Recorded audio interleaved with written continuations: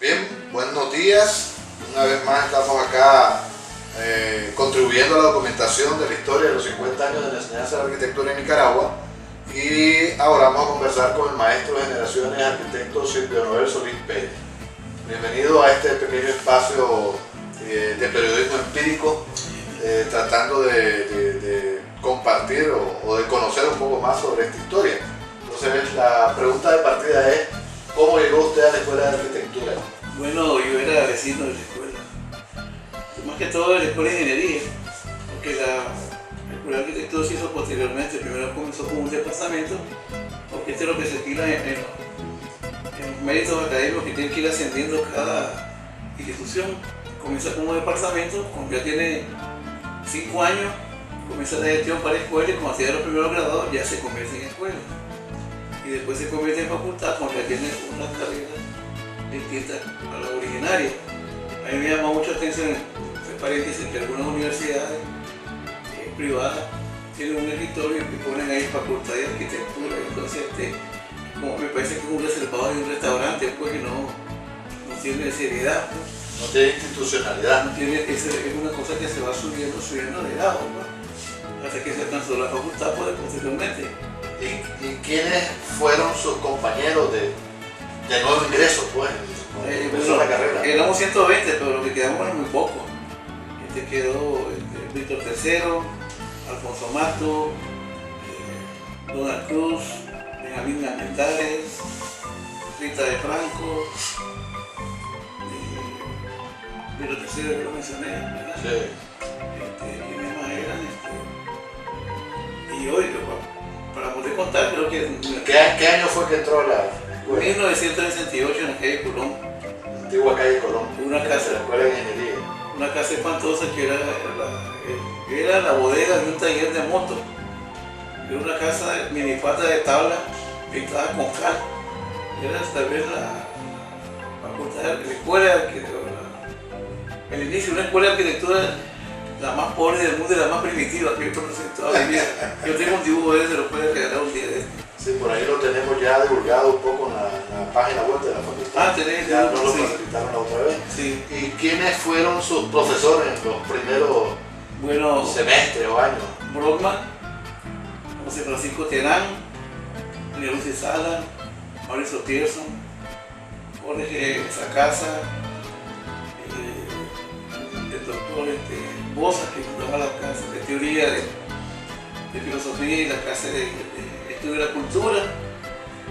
Matemáticas nos daban los departamentos de matemática de ingeniería, y ahí pues, terminó de contar. Topografía nos daban los ingenieros y matemáticas nos daban los ingenieros. Y el programa que aplicaban en el programa de ingeniería. La arquitectura no tenía programa. Ya. La arquitectura tuvo programa hasta el año 68. ¿Y qué le iba a decir? ¿Y quién era el directivo o las autoridades principales en ese momento? Hugo Weinstein, que era uno de ellos. Y cuando yo llegué, nombraron a Julio Villa, porque Weinstein renunció a la escuela y se marchó. Llegó Julio Villa con la Lucia Sala. Prácticamente no eran directores, eran como representantes, pero no había el concepto de dirección pues todavía. Eran 2 personas. Brockman siempre estaba ahí, porque era una especie de asesor de ellos, porque fue de los primeros que tuvo la idea de fundar una escuela de arquitectura. Y en ese momento también, ¿cuándo se empieza a hablar de la Asociación Nacional de Estudiantes de Arquitectura? Sí, fue en los primeros tiempos. Fueron los hermanos Barahona, Mario y Raúl, y con los estudiantes del CUM le pusieron ANEA, Asociación Nacional de Estudiantes de Arquitectura. Un nombre que ha prevalecido a pesar de que hay otras carreras de arquitectura en otras universidades, pero prácticamente es la básica, es la matriz donde nació todo eso. Claro. Y en su historia como estudiante y la transición a alumno ayudante, ¿cómo se da? Bueno, les voy a contar, no existía la figura de alumno ayudante como parte de responsabilidad académica, sino que los profesores tenían estudiantes que le ayudaban en sus clases y ellos de su sueldo le pagaban al alumno ayudante. Por lo tanto, legalmente yo no aparezco. En el año 73, que fue cuando fui alumno ayudante de Armando Sandoval, no aparezco yo porque era como en la albañilería, pues, el oficial paga su ayudante. Claro. Hasta el año 74 el que me nombra ya directamente la Junta Universitaria de León, presidida por el doctor Carlos Turner. Hay un libro que ya institucionalmente. Sí, más o menos a mediados del 73, yo comienzo la academia en el 74. ¿Y con quiénes más entró usted en ese trabajo, esa experiencia de asistente de docencia? Bueno, Víctor Tercero me acompañó en la parte, después Víctor se fue cuando estábamos con Armando Sandoval. Pero cuando me nombran a mí, solo soy nombrado nada más. Yo soy el primer profesor nombrado de la Facultad Nacional, porque todos los que hay anteriormente eran horarios, y los horarios no eran reconocidos como profesores de la universidad. No tenían ni siquiera seguro. Es decir, les pagaban su clase y se iban, y a ellos no les importaba porque no vivían de eso. Pues.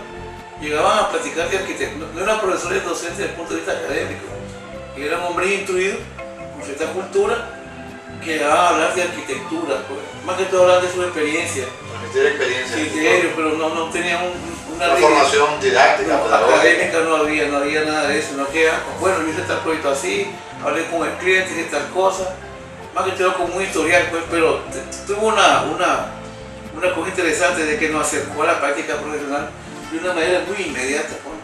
Esa es la ventaja que tuvo este tipo de la transmisión en el aula, pero también tuvieron oportunidad de trabajar en las oficinas de los arquitectos. Claro, sí, clases. Más que todo después del terremoto. Después del terremoto ya la escuela tenía estudiantes que estaban en cuarto o quinto año. Habían se perfilaron los primeros egresados. Entonces, como el gobierno de Somoza en esa época mandó a todo el mundo a la reconstrucción de Managua, pasó un fenómeno. La mayor parte de los arquitectos abandonaron la escuela y se fueron a trabajar a la empresa privada para la reconstrucción. Entonces muchos estudiantes no pudimos insertar en oficinas de ellos o trabajar de una manera muy particular en el proceso de reconstrucción. Es más, hubo un concurso en el año 73, con premiación en noviembre de ese año, de que la gran mayoría de todos los equipos que ganaron premios tenían como base un gran número de estudiantes de arquitectura en el proceso de premiación. Lo único que fuimos como alumnos nada más fue Andújar y Barrio, que ganamos el cuarto lugar en premiación de 5, porque eran 5 premios que se daban a nivel nacional sobre eso, que fueron las Américas 2, que ahí está todavía, ganamos el proyecto de urbanización, ganamos 73. Sí.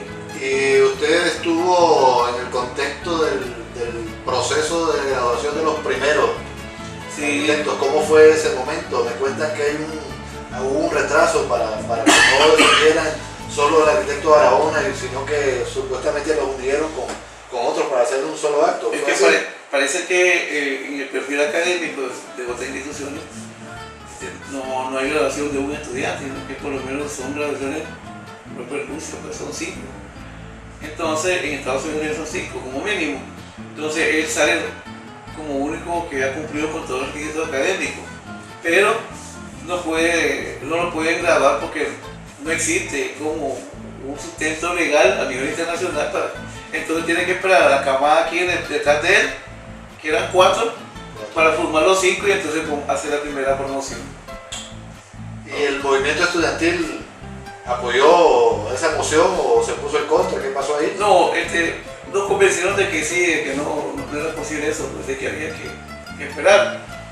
Pero también el movimiento estudiantil en el año 70 hizo una huelga para que hubiera una recomposición del plan de estudio. Y en el año 73 participamos en las conferencias internacionales de terremoto de Managua. En el 79 participamos en la primera transformación curricular de la época de la Revolución. Es decir, había mucha participación de los estudiantes en ese tiempo porque se hacía por grandes núcleos de estudiantes. Generalmente los estudiantes de los últimos años no hacían participar de eso. Ahora, entiendo que en el plan de estudio original o inicial, por así decirlo, el énfasis era el diseño y la construcción. Sí. ¿En qué momento es que entra el tema de la planificación? No, el urbanismo fue primero. El urbanismo entra en el plan de estudio del 68. Anteriormente no había un concepto de urbanismo, era como una especie de un desarrollo local, pero a través de un concepto comunitario, una cosa así como en los Estados Unidos no existe eso, es mentira. después ve que aparece el concepto de urbanismo como parte de un concepto científico. Entonces ya se estudiaba todos los grandes urbanistas, incluso estaban muy de moda en esa época Brasilia, como un modelo a seguir moderno y latinoamericano. Entonces todo el mundo se iba por ahí, las grandes ciudades latinoamericanas como Caracas, Bogotá, México, el mismo Río de Janeiro que estaba en una gran explosión, Sao Paulo. Entonces todas esas grandes urbes, Santiago de Chile, fueron Cuba con su revolución que hace la revolución urbana en La Habana, en la cual elimina la parte de la Habana vieja, que es la Habana clásica, y comienza la Habana nueva del periodo revolucionario. Entonces todo eso en los años 70 tuvo una gran validez, además de que el terremoto al destruir la ciudad, hubo la posibilidad de hacer una ciudad nueva, y entonces todo el mundo se embarcó en todo eso. Pues incluso aquí en Nicaragua nos mandó el cartel, el famoso arquitecto teórico del urbanismo y la ramificación que vive, todavía está vivo, vive en California, tiene como 80 y pico de años, ahí está todavía. Y en este ámbito de la enseñanza de la arquitectura, el movimiento estudiantil o la facultad participó en algún evento nacional, internacional, más bien internacional, de encuentro de escuelas y facultades de arquitectura en esos años o a nivel estudiantil. Sí, vinieron incluso para la época de la revolución, vino el grupo de graduandos de la Escuela de Arquitectura de Caracas. ¿Cómo se llamaba? Tenía un nombre raro. Era la brigada La Vica. Tiene una brigada internacional. ¿Vino en esa brigada? Sí, que era sí, Frutovida vino en esa brigada, y entonces ellos se graduaron aquí en Nicaragua con una experiencia nicaragüense. Y yo venía a ser un gran grupo de estudiantes que venían a pasar pequeñas pasantías, porque en la época de la revolución se convirtió esto como una especie de laboratorio. Vinieron muchos ejemplos de autogobierno, la autogestión administrativa de parte de los estudiantes, la separación de los distintos módulos de la escuela, lo que era urbanismo, lo que era construcción, lo que era diseño, lo que era teoría. Todo esto trajo un montón incluso vinieron un montón de arquitectos extranjeros que se quedaron dando clases en la facultad, porque ahí se fueron totalmente todos los arquitectos viejos. Cuando se quedaron en la facultad, entonces si nos quedamos los más jóvenes, eran unos pocos realmente. Y entonces se tuvo que llamar a toda esa cantidad de cooperantes, arquitectos viejos que se fueron como unos 8 años después. Bueno, se nombraron a todos los que conocemos. Ok, bien. Por esta vez dejamos por ahí esta plática y la vamos a continuar para seguir viendo otros detalles para poder de aquí al 30 de junio, que es el 50 aniversario, formalmente podamos tener todos los detalles posibles que nos permitan construir una historia bastante detallada de nuestra carrera de arquitectura aquí en Nicaragua y por tanto de nuestra facultad. Muchas gracias, maestro Solís. Bueno, gracias a ustedes que tienen esta ocurrencia. Muy bien, vamos.